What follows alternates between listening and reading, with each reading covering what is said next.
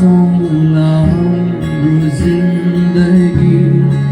एउटै नाम बोकेर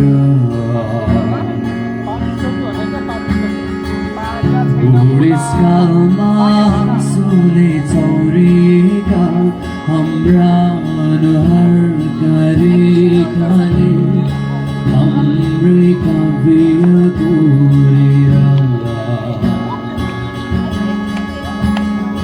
मेरो सुर मेरो सङ्गीत तिम्रै नाम गरेर म तिम्रै निम्ति जिए जीवन